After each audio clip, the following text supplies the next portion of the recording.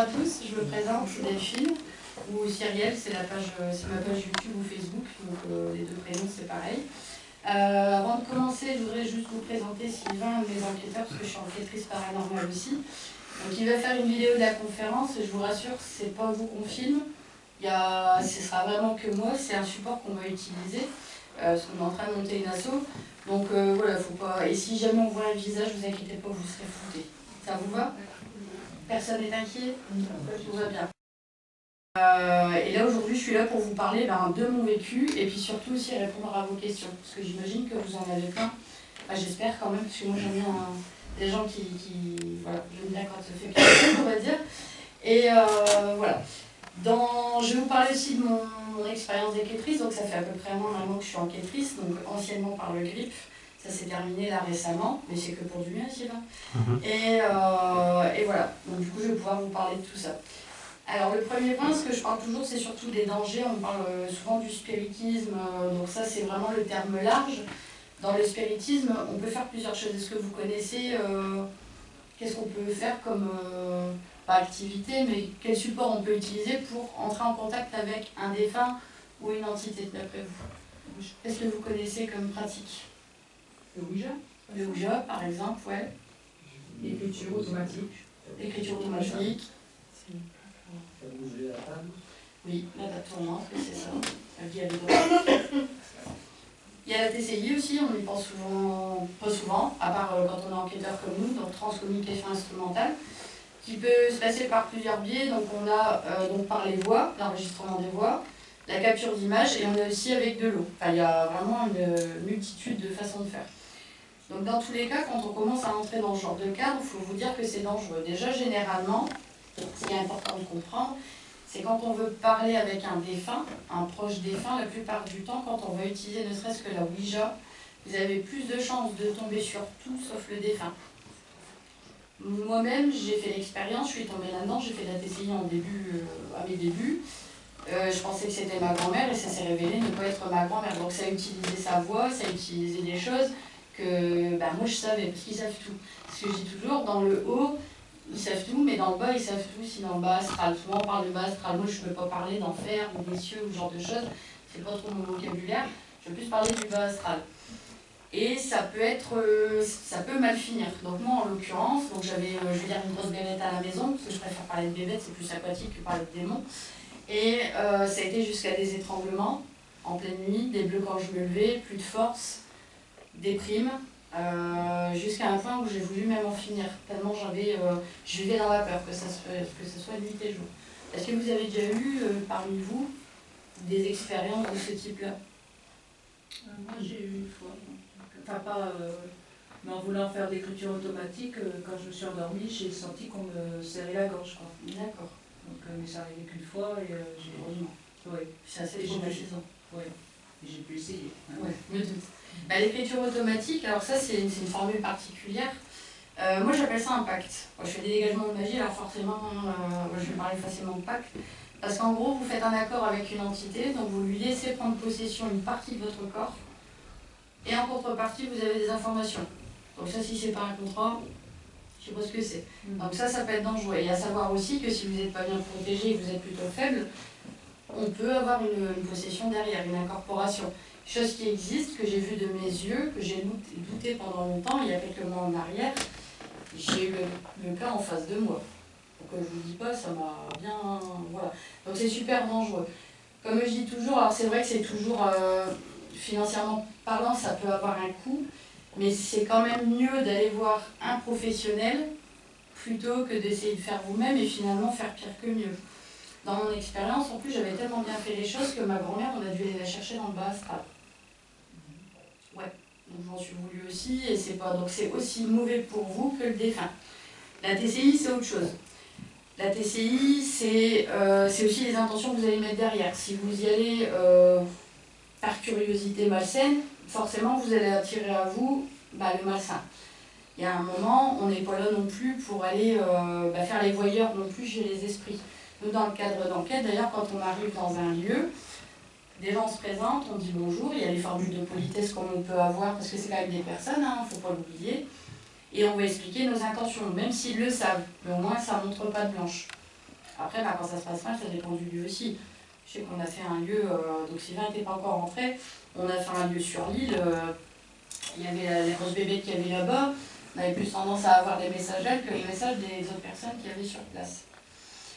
Dans les entités, dans les niveaux d'entités, c'est pareil, il y a un peu comme chez nous, finalement, il y a une hiérarchie. On va avoir des êtres lumineux, et on va avoir l'exact opposé. Quand on parle de la Sainte Trinité et de l'inverse, c'est des choses que j'ai pu vérifier par moi-même. Après, c'est pareil, on peut avoir une entité qui est en kiki, mais c'est pas forcément du démon.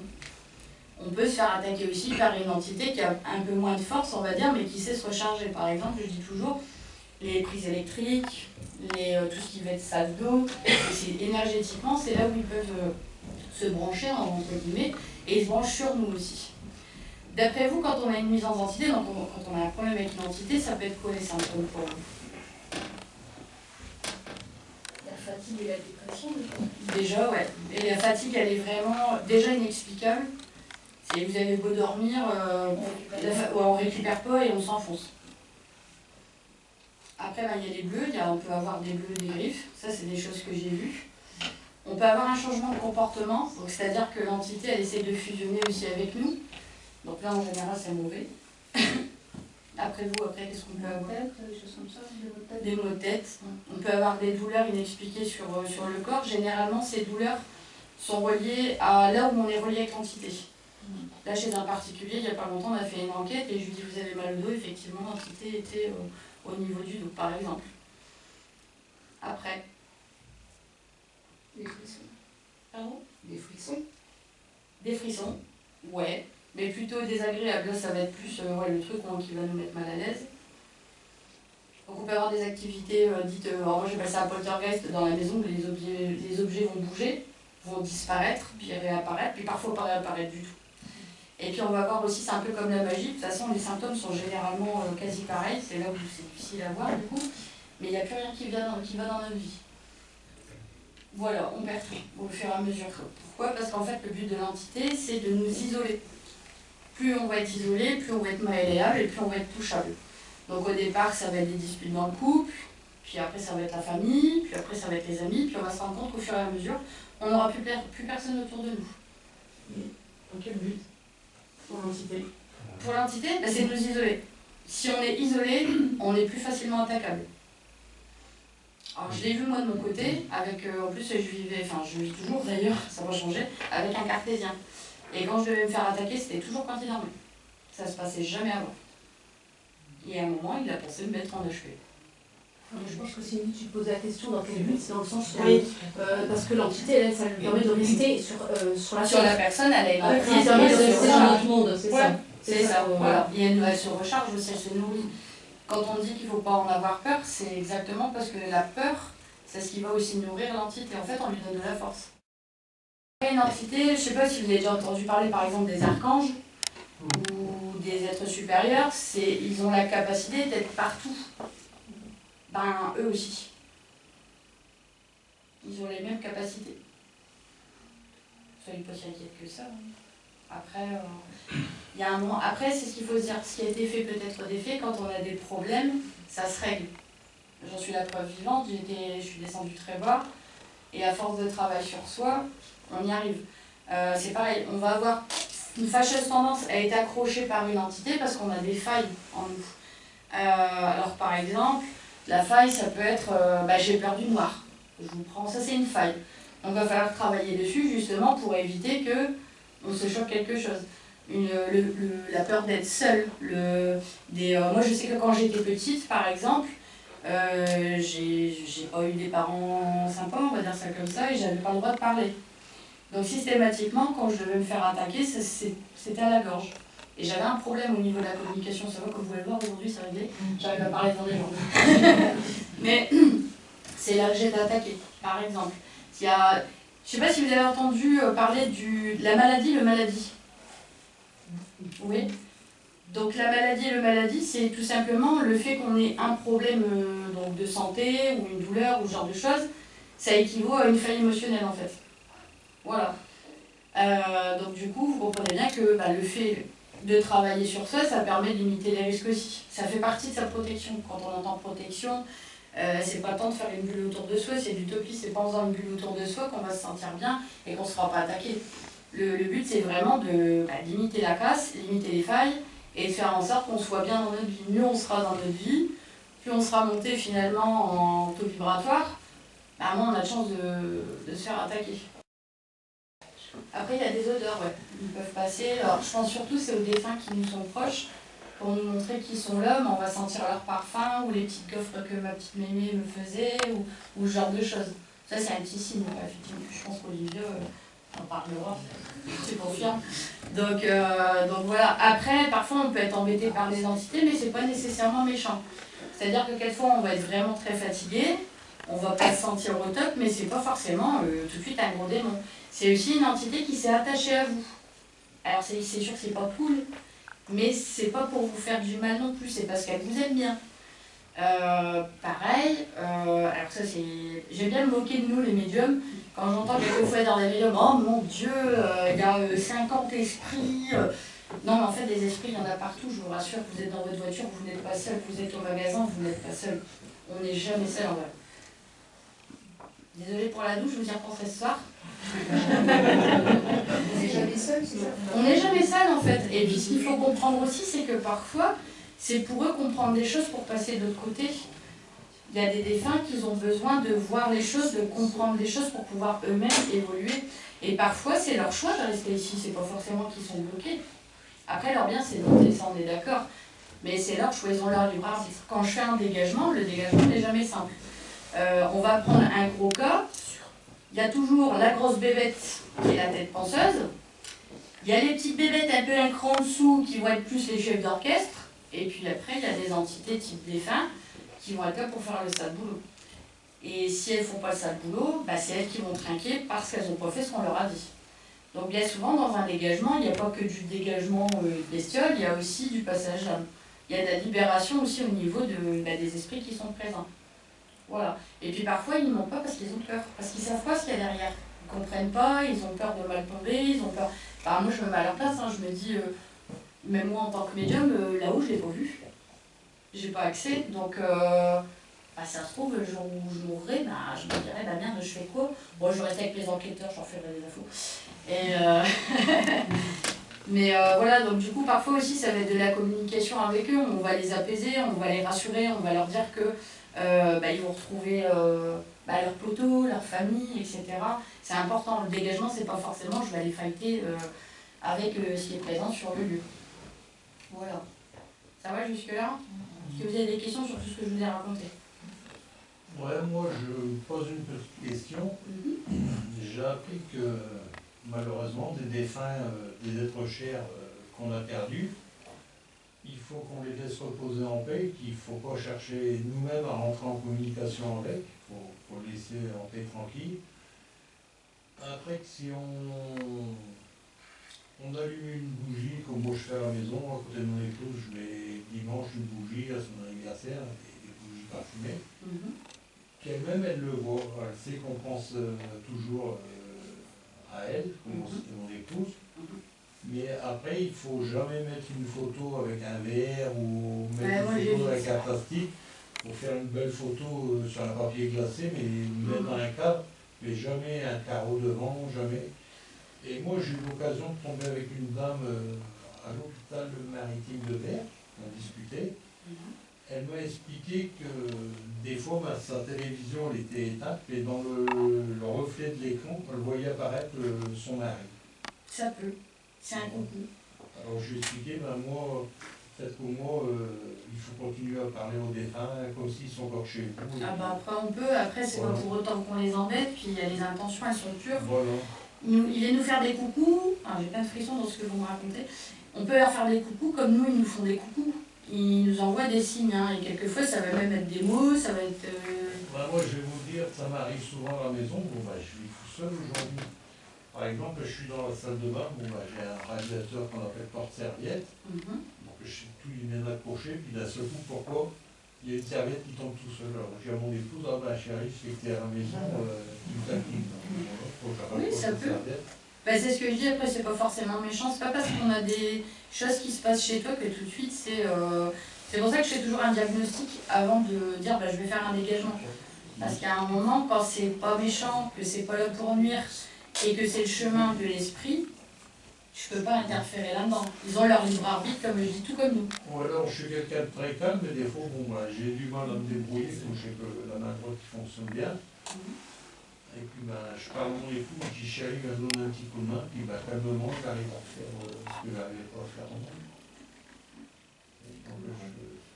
Donc je sais que mon épouse est toujours à la maison, chez mon elle est toujours là. Puis les liens sont toujours là, de toute façon, c'est incassable les liens. Donc, ouais.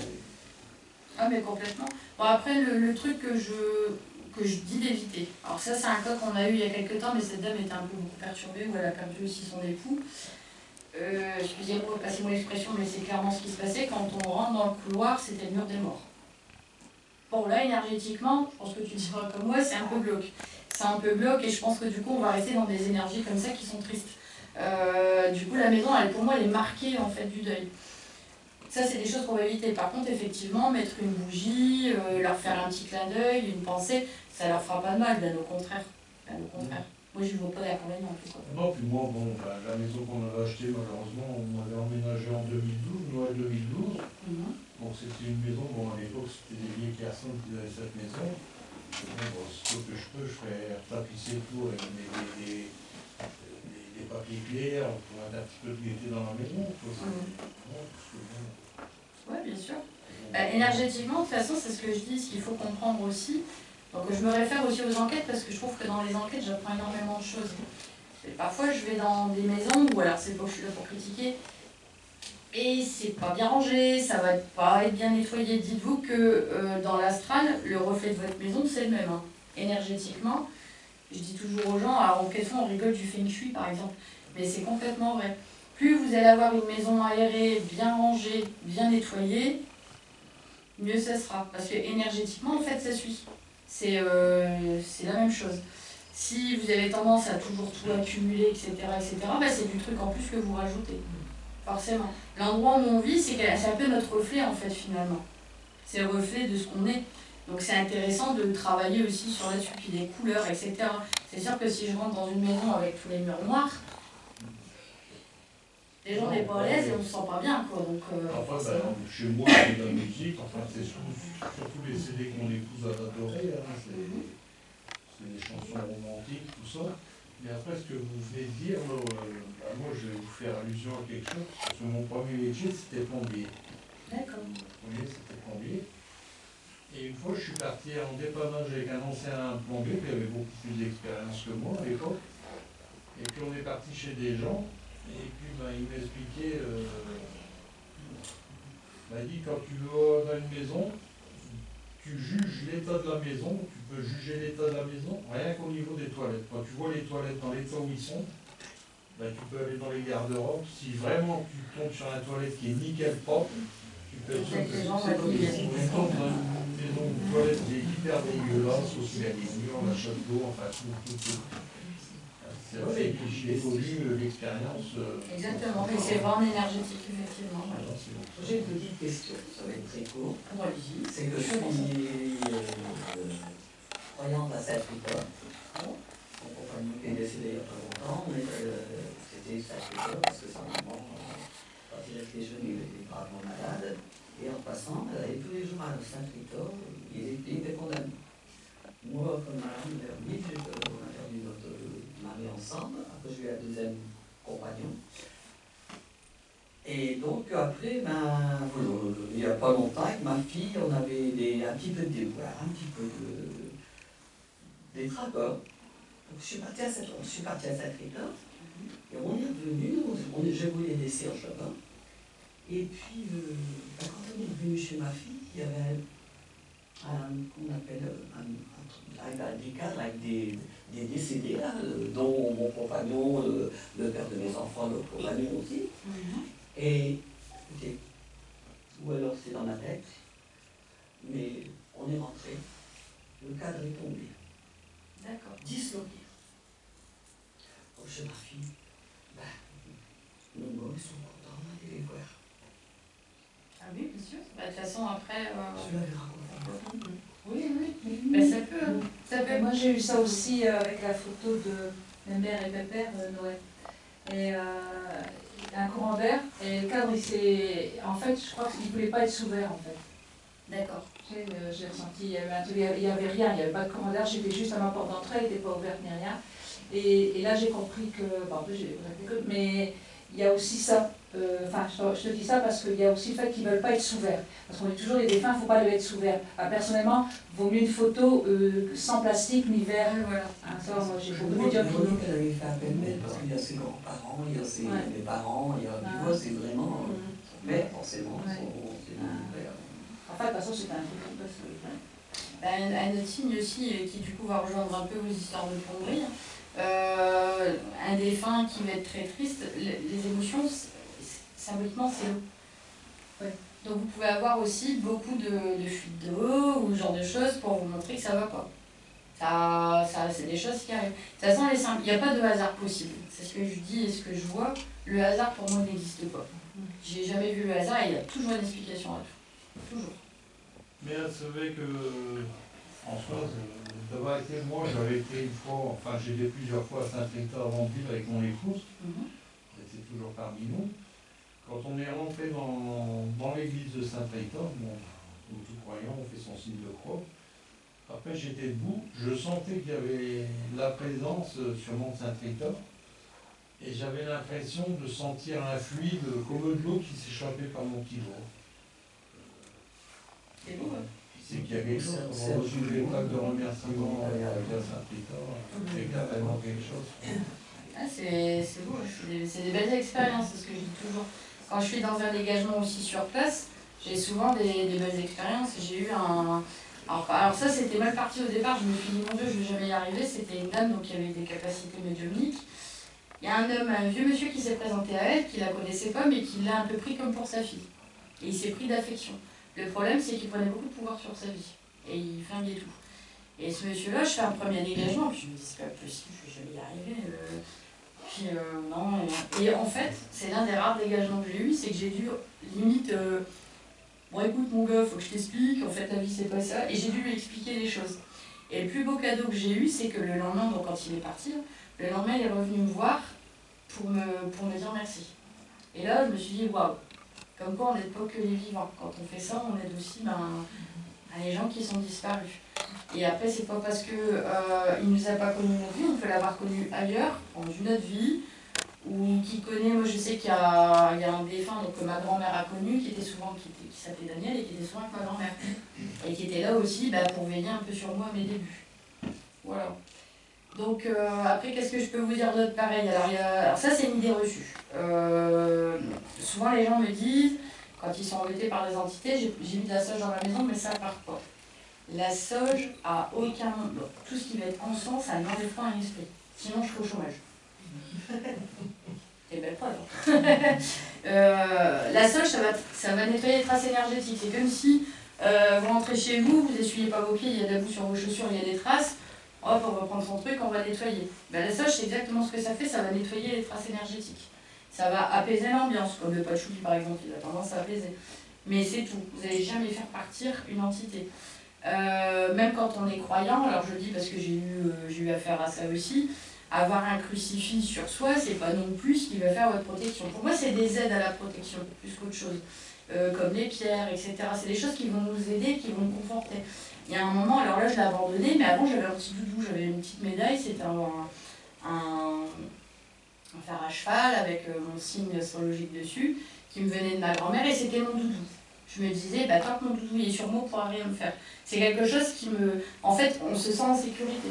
Si un jour vous avez des soucis aussi en termes d'identité, la dernière des choses à faire, c'est de vous mettre en insécurité. C'est-à-dire que s'il se passe des choses la nuit dans votre chambre, la dernière idée, c'est de dormir avec les lumières éteintes.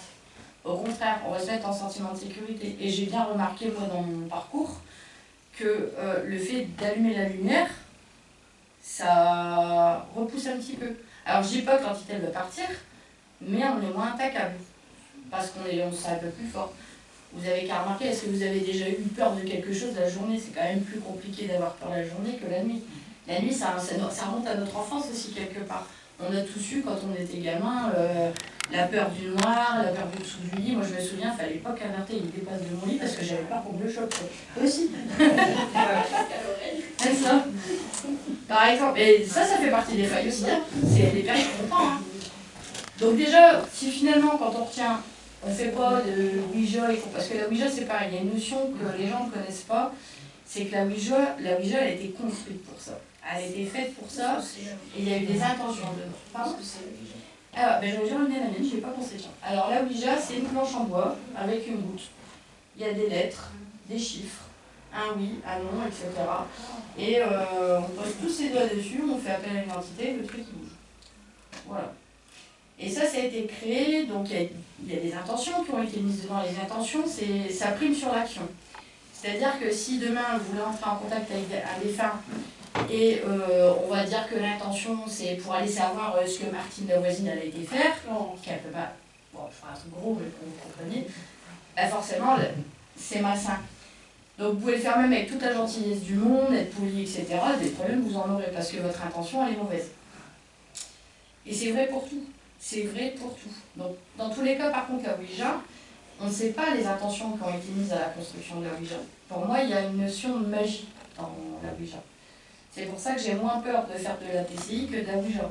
Après, moi, de la Ouija, je la fais rarement, mais je la fais pour me comprendre les rouages. Pourquoi c'est dangereux? Parce qu'à un moment, quand je fais des conférences, je ne peux pas dire « Bon, bah, c'est dangereux, salut !»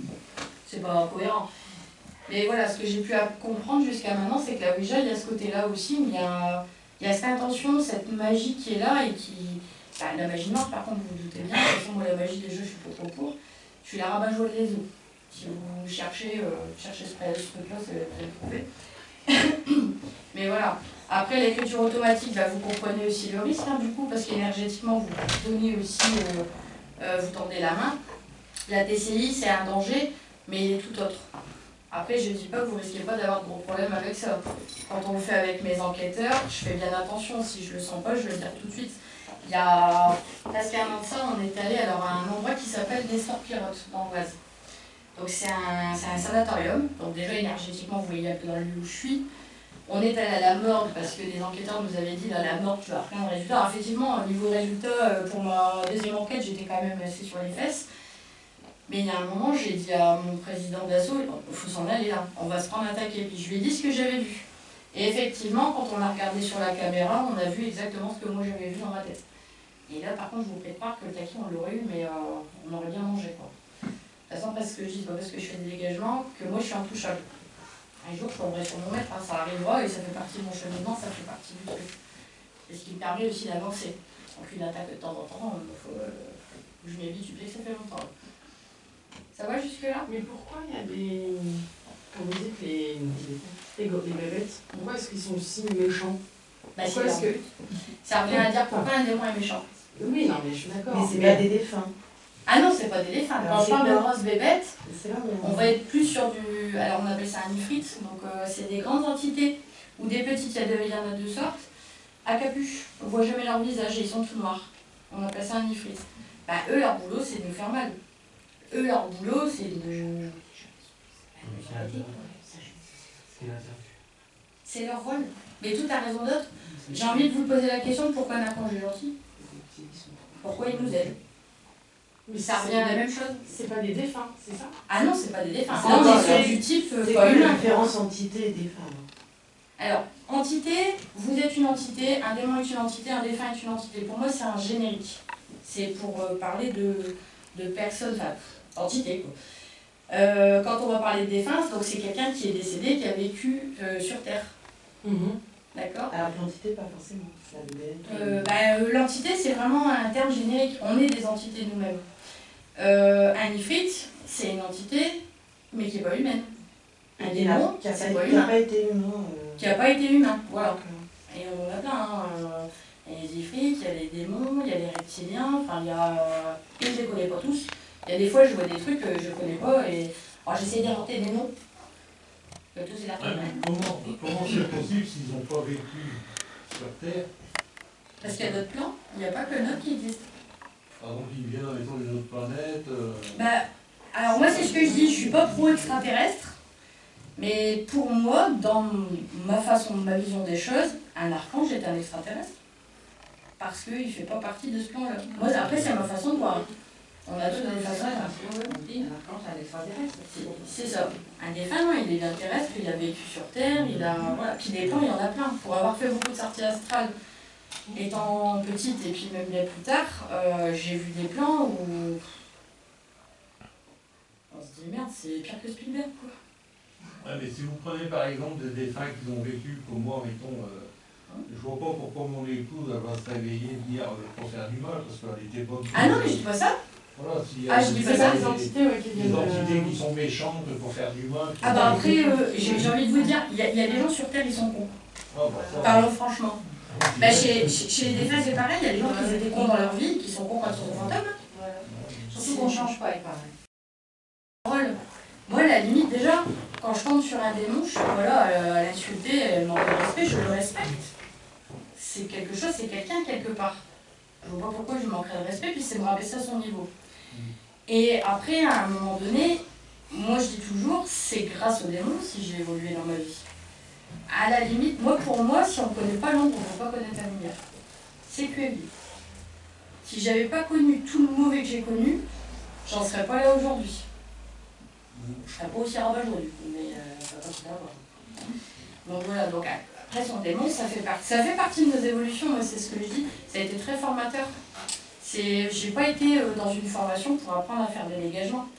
J'ai appris à me défendre. Et puis en apprenant à me défendre, à force d'avoir affaire toujours à ça, et même maintenant, alors je l'apprends pas aux gens parce que je me dis peut-être je me crame et peut-être qu'un jour je vais avoir une mort violente, on sait pas. Donc je vais pas prendre la responsabilité, mais par contre, moi je propose de l'aide aux gens.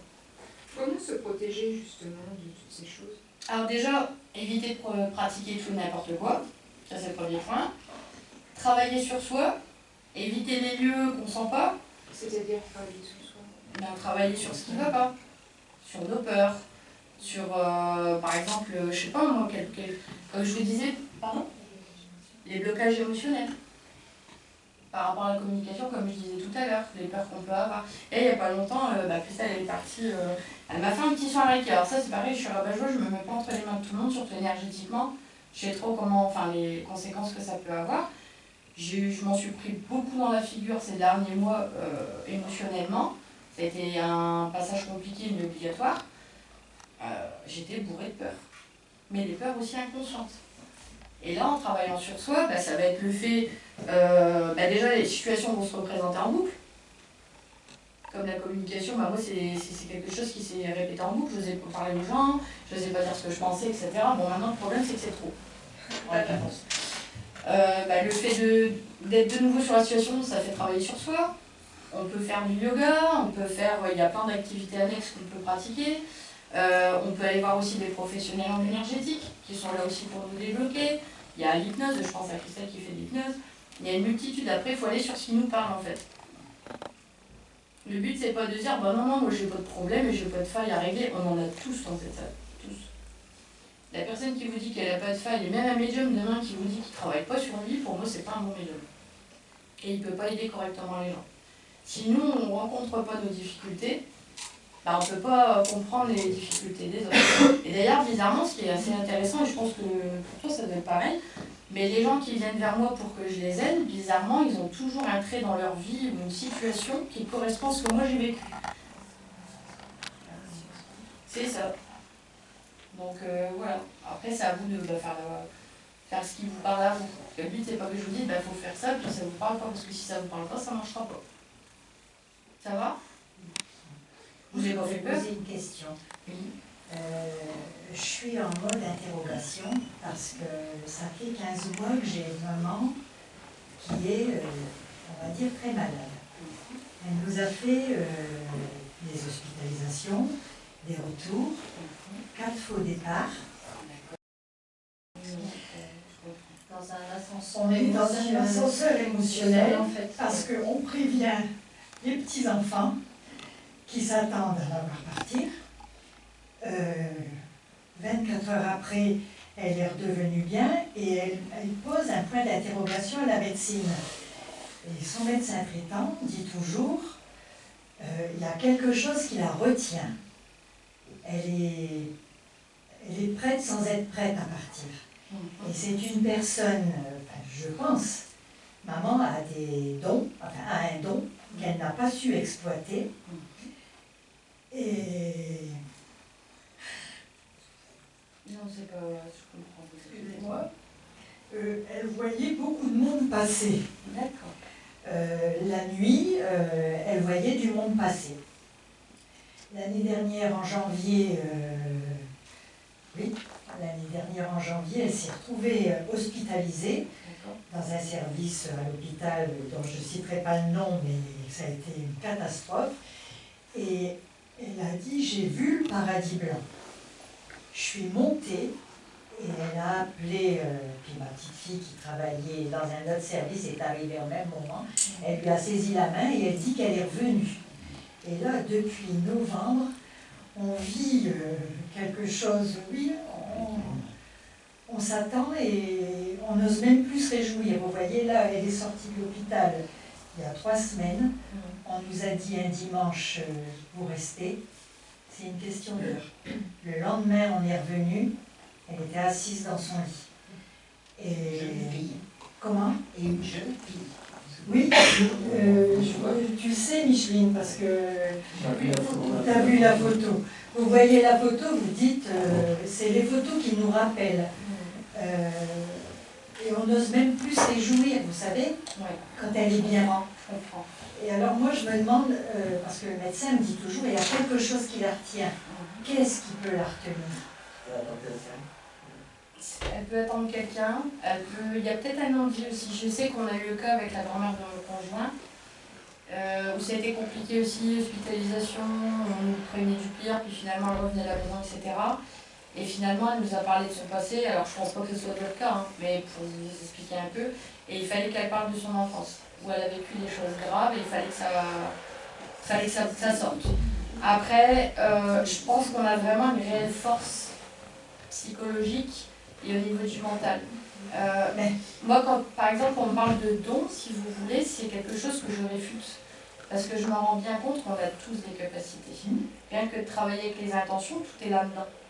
D'ailleurs, les scientifiques n'arrivent pas à expliquer tout le cerveau humain déjà. Donc déjà là, ça laisse poser questions. Et je pense qu'elle est très forte et elle n'est pas forcément prête. Et du coup, elle a cette force pour dire à son corps, quelque part, je reste. Elle est sortie de l'hôpital il y a 1 mois maintenant, 3 semaines, 1 mois. Le dossier dit qu'elle est en palliatif, à domicile, gravataire, je vous le donne en 1000. Depuis 2 jours, elle marche. C'est incroyable, hein. C'est la force de l'esprit, ça je la trouve en train de marcher. Et moi je l'ai retrouvée en train de marcher en pleine nuit, avec l'oxygène, tout qui suivait. Elle est passée au-dessus de ses barrières de lit alors qu'elle n'arrive pas à bouger, qu'on est obligé de lui mettre le bassin, de la retourner, et là elle est arrivée en pleine nuit. Et elle nous surprend. Et j'imagine bien, effectivement. là, nous on est dans un état et la famille est sans dessus dessous, parce que vous voyez, moi je suis là. Et je ne suis pas ici. Oui, je comprends complètement. Parce que, ben oui, on fait un tour de rôle pour être à la maison, et puis notre vie, elle est en suspens au-dessus d'elle. Voilà. Je ne sais plus rien, il n'y a plus personne qui sait apprécier. Est-ce que le fait de partir, ça lui fait pas un peu peur aussi? Oui, alors je vais vous dire que quand papa est décédé, elle a retrouvé papa au bout du lit. D'accord. Elle l'a vu. Ouais. Elle a, je l'ai dit, je t'expliquais, et elle a eu peur. Elle a crié et il est parti. D'accord. Et moi je lui ai dit, tu ne dois pas avoir peur, il avait encore quelque chose à te dire.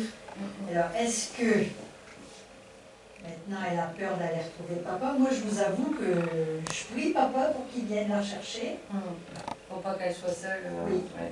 Parce que je pense qu'elle a assez donné, elle a besoin de repos, mais je sais pas. Il y a quelque chose que là, je pense qu'elle n'est pas prête encore à passer le cap en quelque sorte. Je pense que c'est ça.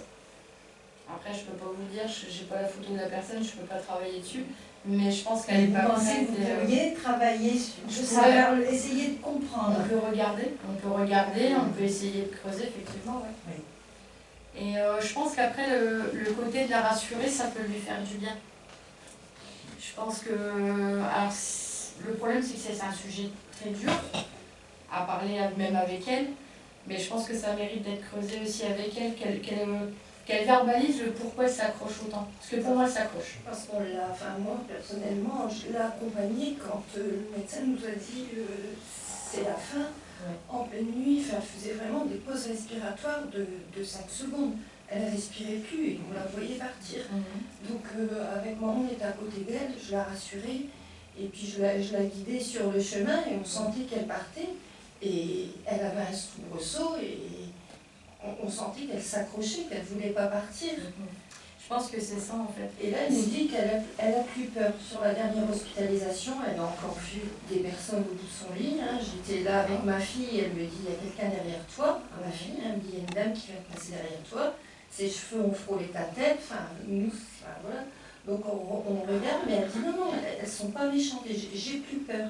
Donc elle a peut-être compris quelque Elle chose. dit, je suis encore partie, mais je suis partie moins loin cette fois-ci. Elle dit qu'elle a plus peur. Et elle dit qu'elle a plus peur. Donc déjà, c'est peut-être ce qui va lui permettre aussi de laisser un peu plus aller les choses. Et, après, je pense que même si c'est dur à verbaliser avec la personne qui s'apprête à partir, ça peut être bien d'en discuter avec elle, je pense. Moi, c'est ce que je ferai à votre place, en tout cas. Et puis la rassurer, lui dire que de toute façon, elle est partie pour voir de belles choses. Et après, rassurer. Alors, ce qui est important, ce que je me rends compte dans les passages d'âme, c'est de rassurer autant les vivants que les défunts. Bien souvent, on entend dire, et ça me fait bondir parce que je suis pas dure à critiquer le boulot des gens, mais quand j'entends des conneries, ça me fait bondir. Quand j'entends parfois des médiums dire que les défunts, qu'on les rassure pas, qu'on machin, ça donne m'énerver. Il y a un moment, il faut leur dire, on est là pour leur dire aussi que ça se passera bien, et je veux pas entendre non plus de toute façon, une fois qu'il sera dans la lumière, il vous parlera plus. C'est pas facile aussi à dire. Ouais. C'est Non, pas facile. je suis d'accord. Mais par contre, ce que je n'aime pas, c'est que quand un médium dit aux gens, une fois qu'ils sont dans la lumière, vous n'avez plus de contact, il n'y a plus de lien, il n'y a plus rien. Ça, je suis pas d'accord. Je suis pas d'accord avec ça. Déjà, pour qu'il n'y ait plus de lien, il faudrait que la personne se réincarne. Et encore, je sais que je connais des gens qui ont encore des liens avec des gens qui sont réincarnés, enfin ça c'est compliqué. Mais voilà, il faut rassurer les gens pour dire que le lien existe toujours, ne casse pas ce genre de lien. Et c'est même pire que ça, je vous dis qu'une fois qu'ils sont partis dans la lumière, ils ont même plus de force pour nous rendre visite, pour nous rassurer. Ça se passe en rêve, ça se passe dans les émotions, les informations passent plus facilement en fait. Et c'est mieux pour eux. C'est mieux pour eux.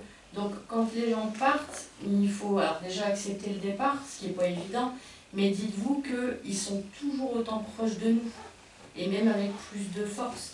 Ils auront plus de capacité à venir vous voir, à vous donner un message, plutôt qu'en restant près de nous, parce que près de nous, ils n'ont pas autant de force qu'ils en ont une fois qu'ils sont chargés et qu'ils sont là-haut. En tout cas, c'est ce que j'ai pu voir. J'ai entendu une grosse bêtise aussi il n'y a pas longtemps. Je pense que Sylvano, ça va le faire rire. Parce que je ne dirais pas le nom de la personne, mais quand j'entends qu'un défunt, quand il ne veut pas passer dans la lumière, c'est un démon, comment te dire, la mort ou l'hôpital, là, tu choisis. Il ne faut pas dire des conneries comme ça. Déjà, pour les gens qui sont là, mais aussi pour le défunt, parce que s'ils sont présents aussi, ils écoutent. Alors, vous vous rendez compte, en fait, l'impact qu'on peut avoir aussi sur vous. Et ça, c'est important de s'en rendre compte. Et je pense que le fait de rassurer les gens, les vivants comme les défunts, c'est important. Ça fait partie d'un passage obligé. Donc c'est pour ça. Il ne faut jamais retenir de toute façon quelqu'un qui est parti, il ne faut pas le retenir, c'est pas bon pour lui. Ça c'est sûr. Après, c'est un travail à faire. C'est sûr qu'on ne va pas se mentir, c'est pas d'un claquement de doigts, je vais dire c'est bon, je le laisse partir. On a tellement peur qu'il nous quitte pour de vrai, alors qu'en fait non. Et c'est ça qui est difficile à casser, comme idée reçue. Les idées reçues et préconçues, il n'y en a pas. Dans la médiumnité, c'est une catastrophe. Donc voilà. Mais je pense que franchement, la communication, ça serait bien. Et je vois que vous êtes toutes les deux, vous pourriez avoir les bons mots, les mots justes pour... Ce qu'il y a, c'est que dans la famille est en train d'éclater. La famille est en train d'éclater parce que certaines personnes ont pris conscience que, ben oui, on ne va pas dire qu'on est prêt à la voir partir, maman. Moi aussi, je suis prête. Et beaucoup de personnes ont peur de la voir partir. Et c'est ce qui fait que on ne peut pas communiquer. Après, quand je parle de communication, je parlais plus vous deux avec elle. Oui. Voilà. Ou vraiment Nous deux, vous deux avec elle. avec elle. Quel âge elle a votre maman, madame? Elle va à 93. 93. C'est peut-être ça, c'est que... 92. Et vous 92, on avez va combien dire. d'enfants en tout autour de votre maman? Nous sommes 3 filles. Et en plus, si vous voulez, on était une famille comme ça, très soudée. Et depuis l'année dernière, ça éclate parce qu'on n'a pas tous les mêmes points de vue. Et puis je pense qu'on n'a pas tous le même niveau face à la douleur. Voilà. Il y a des gens qui vont très mal réagir, il y a des gens qui vont plus se mettre en retrait, il y a des gens qui vont avoir envie de castagner, mais en fait c'est la douleur qui parle. Et du coup, effectivement, c'est pour ça qu'on voit souvent les familles qui Voilà, en plus, puis ça fait mal. C'est peut-être ça qu'elle veut pas... Elle veut... Bon, peut-être qu'elle est en fin de vie, cette maman, mais qu'elle se retient de la vie, peur de la souffrance qu'elle va laisser derrière elle, les enfants qui vont pleurer. C'est pour ça que je pense que c'est bien de communiquer Elle avec essaie elle. de justement. s'accrocher au maximum. Oui, parce Parce que qu'il moi, faut- moi, je m'avais dit, une fois où elle était pas, enfin, qu'elle était censée partir, alors là, qu'elle était vraiment mal, elle m'avait dit, on continuerait à vous rassembler avec les enfants. Ouais, voilà, donc ça peut être une peur qu'elle a en fait. C'est ça, si elle voit que la famille elle est déchirée, que... Oui, c'est ce que le médecin traitant dit. Le médecin traitant dit que là, comme elle voit que la famille est en train C'est d'exploser en fait. d'exploser, elle reste pour être le pilier en fait. Mais ça devient une situation atroce. C'est une chose que vous pouvez lui dire aussi pour la rassurer. C'est-à-dire que quand elle passera de l'autre côté, elle sera en mesure aussi de vous aider à vous constituer en tant que famille. Parce qu'ils sont là pour nous guider, ils sont pas forcément... Quand j'entends mon guide, ça me fait... Mon guide, c'est vrai que c'est assez rigolo, parce que du coup, elle me porte chance. Non, pas forcément. Un défunt peut avoir plusieurs personnalités pour une famille, ça me paraît pas déconnant. C'est-à-dire qu'elle, peut-être, elle a une tâche à faire aussi, sa première tâche, une fois partie. Vous voyez, les choses, enfin, comment on peut la rassurer, en fait, finalement. Il y a toujours moyen de rassurer quelqu'un, de toute façon. Donc, voilà. Oui, je voulais vous demander, là. Tout à l'heure, vous disiez que les défunts peuvent venir nous passer des messages à travers les rêves. Bon, et je ne rêve jamais de mes parents, mais quand je voudrais, mais j'y arrive pas. Mais après, parfois, on ne s'en souvient pas. Ça fait partie de l'inconscient, mais par contre, l'information est en nous.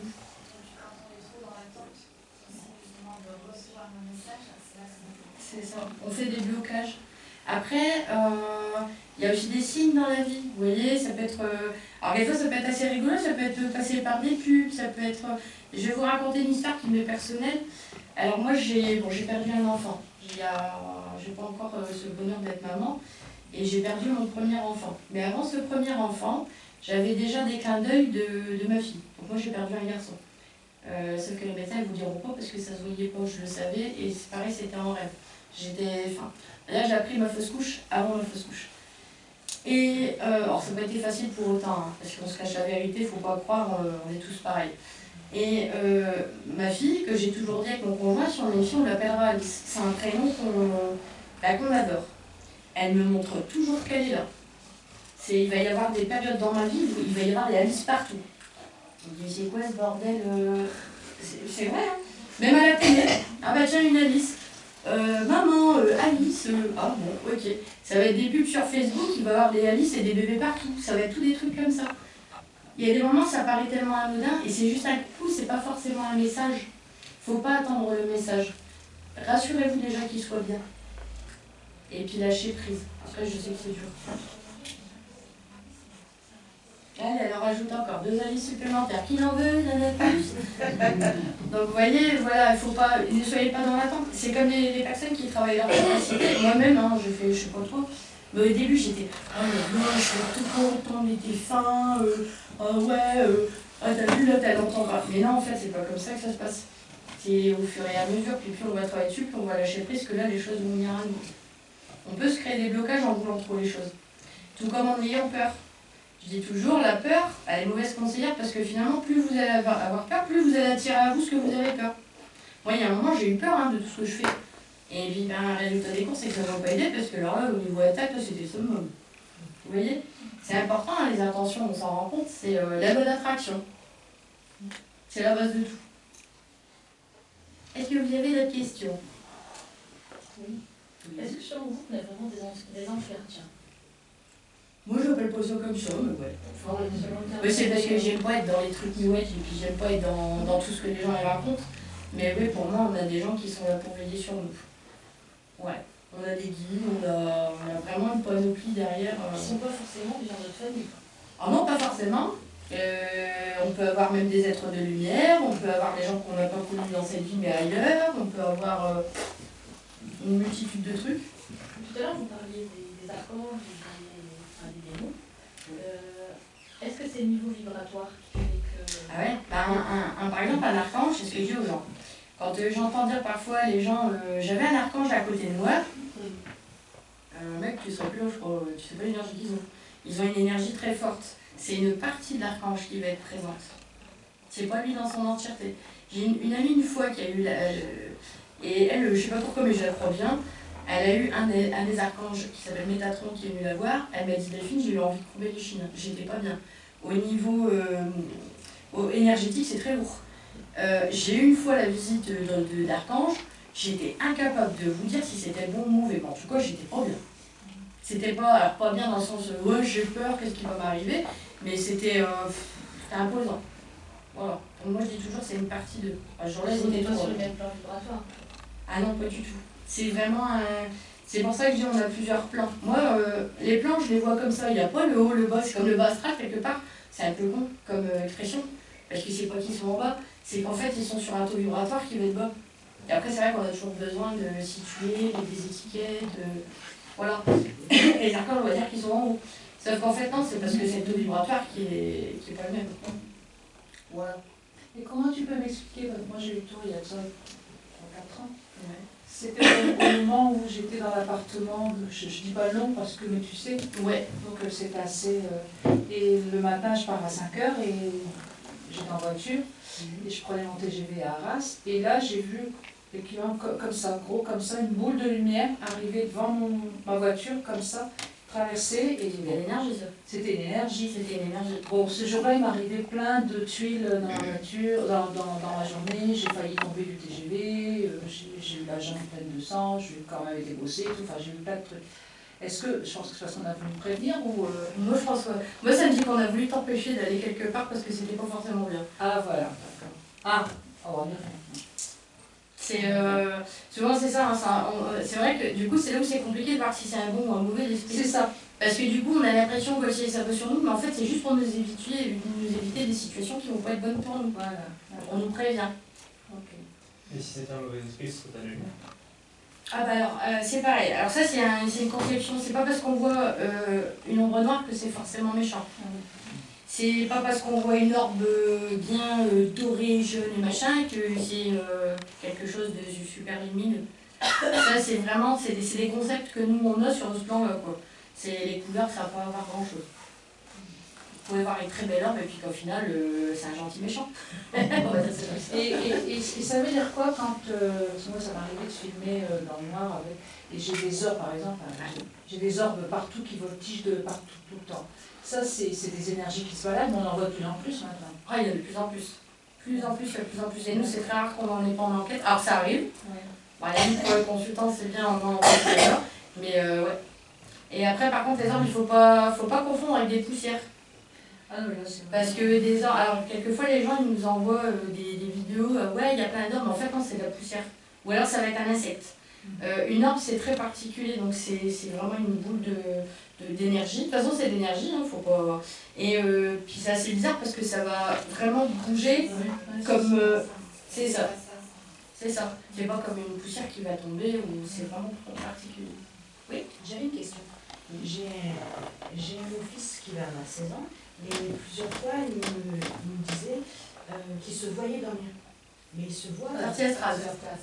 Voilà, il se voit vraiment dormir. C'est une sortie astrale, ouais. Mais comment on peut l'expliquer? C'est quoi exactement? À la sortie astrale, mais en fait, on a, donc, comme vous pouvez voir, un corps physique. Et puis on a un corps énergétique. Moi j'appelle ça l'âme, le corps énergétique, peu importe. Et en fait, ce corps énergétique, il sort de notre corps physique. Et puis voilà. Donc quelquefois on va être figé sur soi, on va même peut-être se dire bah merde je suis là, et puis il y a des fois on va partir dans notre monde. Ou quelquefois on va aller chez les poteaux. Moi ça m'est déjà arrivé d'aller faire hey, salut. Le lendemain, la copine elle m'appelle, bah alors qu'est-ce que tu foutais chez moi? Bah rien, je me baladais, je le fais exprès. Mais c'est de la sortie astrale. Alors ça, pour l'éviter, ce qu'on peut faire, c'est déjà être équilibré énergétiquement, parce que forcément, si on n'est pas en équilibre, on a tendance à se gêner beaucoup. Et puis on peut s'aider d'une pierre comme la tourmaline, par exemple, qui est une pierre d'ancrage. Mais c'est pas forcément mauvais. Pardon? C'est pas forcément mauvais. La sortie astrale? Ouais, c'est une question.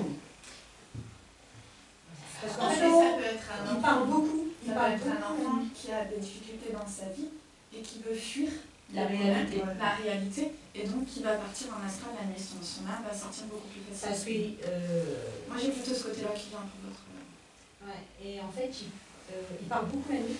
Il est vraiment, il parle, il fait ses conversations. Et là, il a arrêté, mais il était somnambule. Ouais, mais c'est ça, il cherche à fuir une solution. Peut-être à creuser à l'école, comment ça se passe. passe et tout ça. Comment? Peut-être à voir comment ça se passe à l'école, s'il n'a pas des soucis particuliers. Et à voir, il y a peut-être aussi des craintes, quelquefois c'est pas grand-chose, enfin pour nous ça nous paraît pas grand-chose, mais c'est tellement inscrit chez nous que c'est à creuser. De toute façon, généralement, quand on n'est pas en équilibre et qu'on n'est pas forcément bien sur un moment, on a tendance à partir.